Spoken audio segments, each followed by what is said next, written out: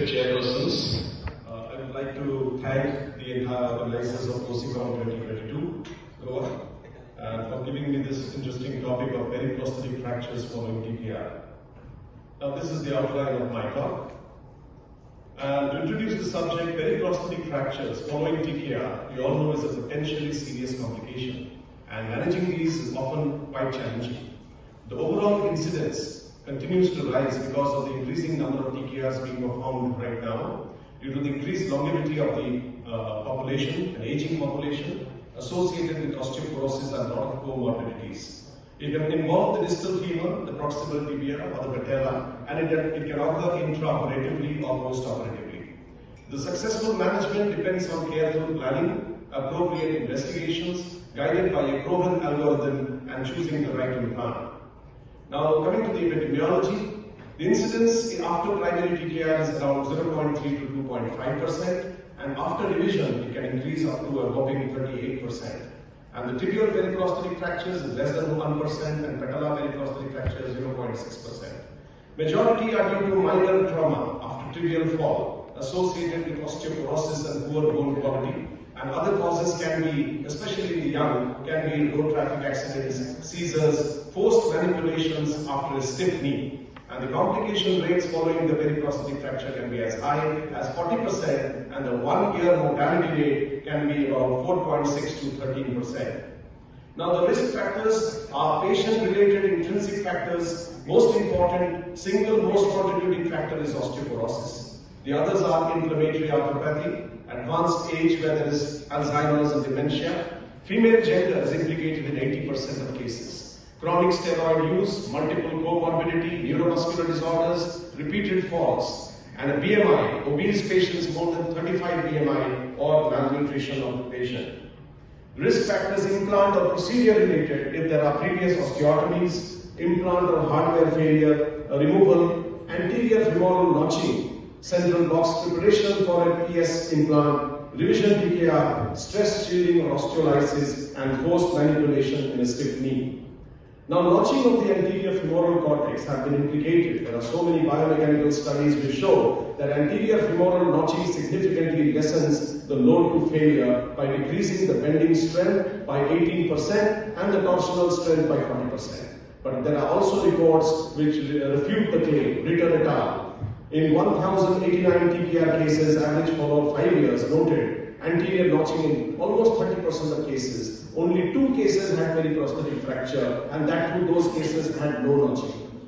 The various case series on the effect of notching, they found inconclusive evidence. There are various studies, Merkel et al., Culp et al., Aron et al., all these studies are there. Now, classification system. Niels classification, Digoya, Shen, Su et al. All have classified brilliantly, but the most important classification system is the Lewis and Rorabeck classification system into type 1, 2, 3. That is very important. That takes into account the fracture displacement as well as the condition of prosthesis, whether it is well fixed or it is loose. Now, patient evaluation is mandatory. History and clinical examination, pre-fracture knee pain, stiffness, instability, clicking sounds, soft tissue status, neuromuscular status, any comorbidity, and infection workup. Generally, there are 2 categories of patient. Either it is an old, frail patient where the fracture is due to trivial trauma and loose implants, so we straight away go for revision TKR. And younger patient, high energy trauma, good bone stock, then implants are well fixed, it's amenable for osteosynthesis. Evaluation continues with X-rays, CT scan, we delineate the fracture pattern, we assess the bone quality, look for any signs of osteolysis and implant loosening. We can go for stress fuse as well as MRI with metal artifact reduction sequence. This is an example of a stress view which is taken in a very low peri-prosthetic fracture of the femur. Now management, the aim is to achieve a painless, stable and well-aligned functional knee. The choice of treatment depends on the condition of the knee prosthesis, pattern of the fracture, quality of bone, presence of any other implant in close proximity to the fracture, and the general physical condition of the patient. Is there a role for conservative treatment? Yes, it is. Contraindication for surgery if the patient is unfit, poor general condition, infection, limb dyskinesia, low cardiac ejection fraction. These are the patients you cannot operate, so go for conservative. But it has to be an undisplaced fracture where the component is well fixed. There are various papers on that. Patient should be monitored regularly with serial X-rays in order to ensure satisfactory alignment is maintained till union is achieved. And in the event of any loss of reduction, then you straight away go for surgery. Now, pitfalls of conservative management: difficult to maintain reduction, prolonged immobilization and all its complications associated, reduced knee function, non-union and non-union. So there is a lot of discouragement from various papers. Now, operative treatment, the standard gold treatment, that is, if you have a stable prosthesis, osteosynthesis by any implant, plus minus bone graft. If you have a loose prosthesis, go for reconstruction with revision TKR with stem components.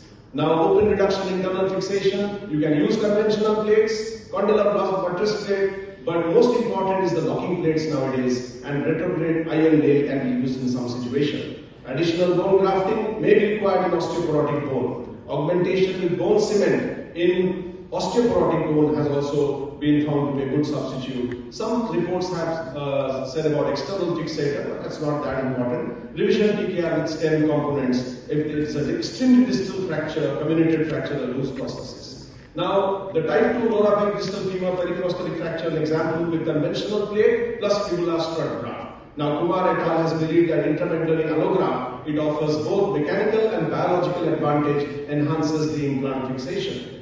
Now, locking plates, they have advantages. They provide biomechanically superior construct as compared to the other plates. It provides a stable fixation. It is adaptable to different fracture pattern and can be used by MIS techniques with minimal devascularization of the fracture fragment. And especially if the fracture is associated with a previous intramedullary device in the proximal femur, or there is a THR, it allows unicortical screw fixation and overlapping of the proximal intramedullary implant is required.